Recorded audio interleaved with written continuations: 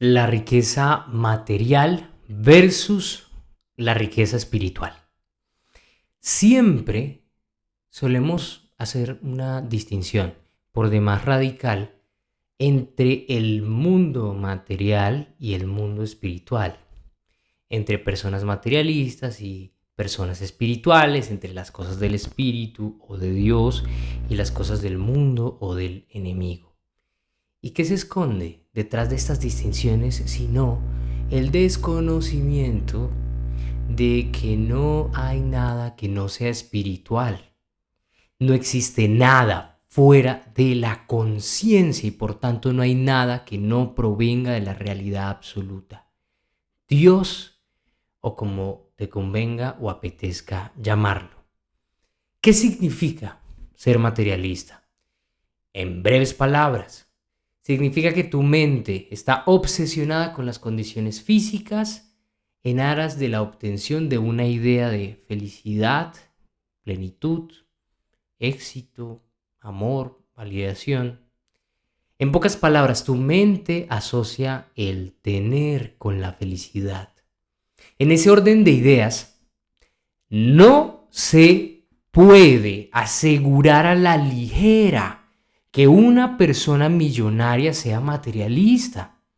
como no se puede asegurar a la ligera que una persona pobre no sea materialista. Debemos darnos a la tarea de examinar cuidadosamente la cuestión, porque si una persona pobre sufre por no tener y adicional a eso se esmeran las circunstancias externas para encontrarle sentido a su vivir, a su evolución y su progreso, es materialista. Por el contrario, si el millonario no sufre por el tener o el no tener, sino que ha descubierto el más elevado arte de disfrutar de sí mismo, de lo que hace y de lo que tiene, y es incluso aquella la razón de su riqueza, podemos concluir, sin temor a equivocarnos, que no es una persona materialista, porque su mente está enfocada en sí mismo y no en las circunstancias externas. Vale entonces la pena a estas alturas de la reflexión darnos a la tarea de aclarar entonces que no se trata tanto de la distinción entre el hombre materialista y el hombre espiritual, sino entre el hombre que se forja a sí mismo de adentro hacia afuera y el hombre que lucha desesperadamente en el terreno de los efectos tratando de modificarlos sin fijarse y advocarse a la evaluación, modificación y sustitución de las causas. Es sorprendente cómo solemos estar en guerra con el dinero, con el millonario, con el exitoso y por inverosímil que parezca, también con la idea de nosotros ser ricos y exitosos.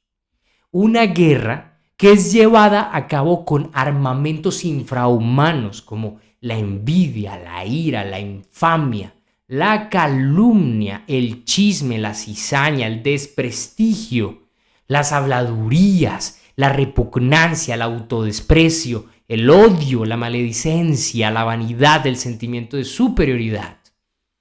Y todo esto pasa porque hemos relacionado erróneamente el tener o el no tener con el ser.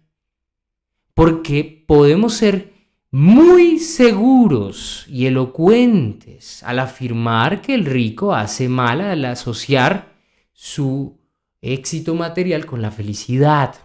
pero nos causa profunda vergüenza y estupor el tener que aceptar que aquel que no es rico también puede caer en el error, y con frecuencia sucede, de relacionar su pobreza material con riqueza espiritual, convenciéndose a sí mismo de que esa pobreza material lo hace superior espiritual y moralmente al millonario. ¿Por qué? Al menos el rico suele no atreverse a tanto y no habla de riqueza espiritual, sino simplemente de felicidad. Está claro que cuando hablamos de autorrealización,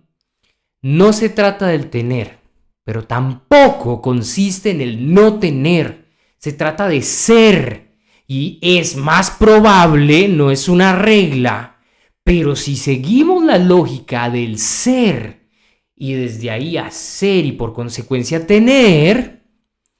es más probable que una persona que tenga éxito, que haya desarrollado sus destrezas mentales, que haya forjado su carácter, que haya superado sus limitaciones mentales, que se haya sobrepuesto a sí misma, que haya hecho un reseteo de su mente, que haya conectado con su misión de vida a través del amor propio, es más probable que esa persona tenga mucho más que aportar a nuestra tarea de cambio y autoconocimiento que aquella que se dedica a la justificación de su estado de cosas actuales, que no se ha sobrepuesto a sí misma, que no ha cambiado su mindset, que simplemente decidió autoproclamarse espiritual para no tener que hacer la tarea de ir más allá de sí misma, de lo que es, de lo que piensa, de lo que siente, de lo que cree que es ser espiritual, de lo que cree que ella es, de lo que ella cree que está en su rango de posibilidades. Reiteremos, no se trata de tener, pero tampoco se trata de no tener. Se trata de lo que logran algunos, pocos, a los que debemos estudiar como si de un mapa se tratase, para poder entender el camino que conduce a la aniquilación de nuestras limitaciones y el surgimiento de aquella admirable y exitosa persona que estamos destinados a ser.